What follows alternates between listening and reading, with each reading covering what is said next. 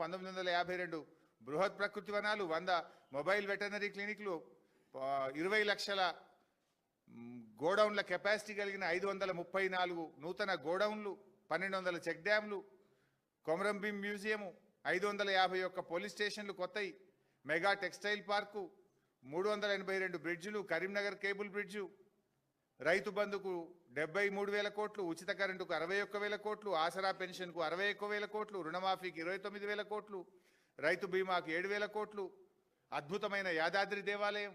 ఎన్ని చెప్పాలి?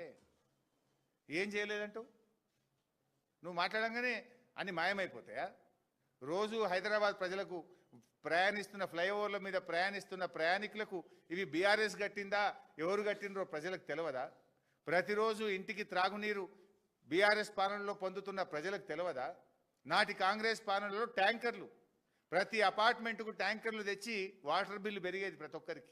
బీఆర్ఎస్ వచ్చినాక వాటర్ ట్యాంకర్లు బంద్ అయినాయి. ప్రతిరోజు త్రాగునీరు అందించింది బీఆర్ఎస్. ప్రతి ఇంటికి నాణ్యమైన 24 గంటల కరెంట్ ఇచ్చింది బీఆర్ఎస్. లా అండ్ ఆర్డర్ను మెయింటైన్ చేసింది బీఆర్ఎస్. నీ పాలనలో 22% క్రైమ్ రేట్ పెరిగిందని నేను చెప్పలే, నీ డీజీపీ చెప్పిండు. నీ డీజీపీ చెప్పిండు నీ పాలనలో 22% క్రైమ్ రేట్ పెరిగిందని. సిగ్గుతో తలదించుకో, నువ్వు క్షమాపణ చెప్పు. హోంమంత్రిగా పనికిరావు నువ్వు అని నీ డీజీపీ చెప్పిండు. ఇంకా సిగ్గు లేకుండా మాట్లాడుతున్నావు. నోరుందని గాయి చేయడం కాదు, నిజాయితీగా ఏం చేసినావో 2 ఏళ్లలో చెప్పి ఓట్లు అడుగు. 6 గ్యారెంటీల మీద చర్చ పెట్టి ఓట్లు అడుగు. మేం కట్టిన బస్తీ దవాఖానలో మందులు లేవు, డాక్టర్ల జీతాలు లేవు. ఇంకా ఏ మొహం పెట్టుకొని జూబ్లీ హిల్స్లో ఓట్లు అడుగుతావు? ఇవన్నీ కూడా ప్రజలకు అర్థమవుతా ఉన్నాయి. ఇప్పటికైనా రేవంత్ రెడ్డి గారు తిమ్మిని బమ్మిని చేస్తా, మంత్రం మాయ చేస్తా అంటే అప్పుడు ఎలక్షన్ల ముందు ఇట్లే చేసినావు. అర్రాస్ పాట వాడినావు. కేసీఆర్ ₹1,00,000 ఇచ్చిండు, నేను తులం బంగారం ఇస్తా. కేసీఆర్ 4,000 పింఛని 2,000 ఇచ్చిండు, నేను 4,000 ఇస్తా. మహాలక్ష్మి 2,500 ఇస్తా.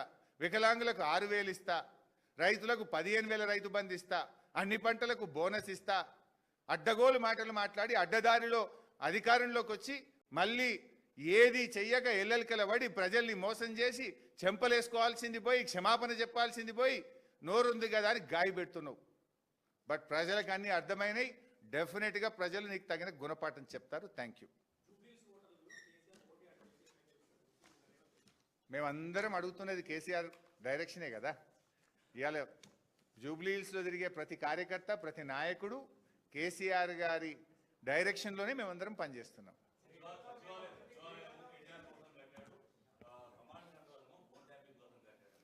కమాండ్ కంట్రోల్ రూమ్లో ఇనాగ్రేషన్ చేసినాడే పోయింది కేసీఆర్. మళ్ళీ పోలే. నువ్వే రోజు కూర్చుంటున్నావాడ. కేసీఆర్ ఒక్కసారి పోయిండా? ఇనాగ్రేషన్ చేసినాడు పోయిండంటే మళ్ళీ పోలే. నువ్వు మాత్రం రోజు పోయి కూర్చుంటున్నావు. అది నీకే వర్తిస్తుంది. నువ్వు చేసింది ఏంది, అడుక్కున్నది ఏందో చెప్పరాదే. మా సుధీరన్నం బిలువ వస్తాడు, ఏడ అడుక్కున్నామో చెప్తాం. నువ్వు చేసింది ఏంది, అడుక్కున్నా. ఇంకా నాలల పుడిక తీయే చేత కాదు నీకు. ప్రతిసారి ఎండాకాలంలో నాలల పుడిక తీస్తారు.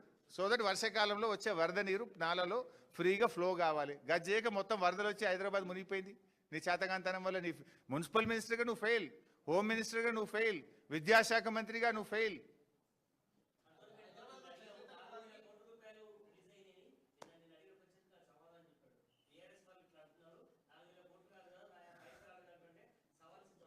మిత్రమా, కాగితం 4 గీరడానికి పనికిరాని కాగితం ఇచ్చిండు రేవంత్ రెడ్డి, అదేదో ఫ్లైఓవర్ కడుతున్నా అని. నువ్వు ఏం చెప్పినావు? 6,000 డబుల్ బెడ్రూమ్లు కంటోన్మెంట్లో కడతాను. పోదాంపా, ఒక్క ఇల్లు కట్టినవా కంటోన్మెంట్లో? ఏడగట్టినవో చూపి. 25 కోట్లతో స్టేడియం కడతాను. ఏడగట్టినవో చెప్పు, నేను ఎప్పుడు రమ్మంటే అప్పుడు వస్తా. ఏడగట్టినవో కంటోన్మెంట్లో స్టేడియం చూపి నాకు. అవేంది? మిలిటరీ ల్యాండ్లకు పట్టాలు ఇప్పిస్తా అన్నావు. ఎవరికైనా ఒకరికి పట్టా ఇస్తే ఏ ఇంటికి ఇప్పించినావో చెప్పు, పోయి చూద్దాంపా. ఒక్కటి చేయలేను. ఉత్తగో జీవో, ఆ ఫ్లైఓవర్కు 4 గీరితే పనికిరాని జీవో. అది ఎప్పుడు కొబ్బరికాయ కొట్టిండు మీకు గుర్తుందా? పార్లమెంట్ ఎన్నికల ముందు కొబ్బరికాయ కొట్టిండు. మార్చి 2024లో కొట్టిండు. ఇప్పుడు మనం ఉన్నది నవంబర్ 2025. 17 నెలలు, 18 నెలలు అయింది. 18 నెలల్లో ఏనన్నా ఒక ఇటుక పెట్టినావా? 4 గీరితే పనికిరాని కాగితం తప్ప. 18 నెలల కింద నువ్వు శంకుస్థాపన చేసినావు దీనికి. జూబ్లీ బస్ స్టాండ్కి ఎదురుగా ఆ శిలాఫలకం నిన్ను ఎక్కిరిస్తుంది.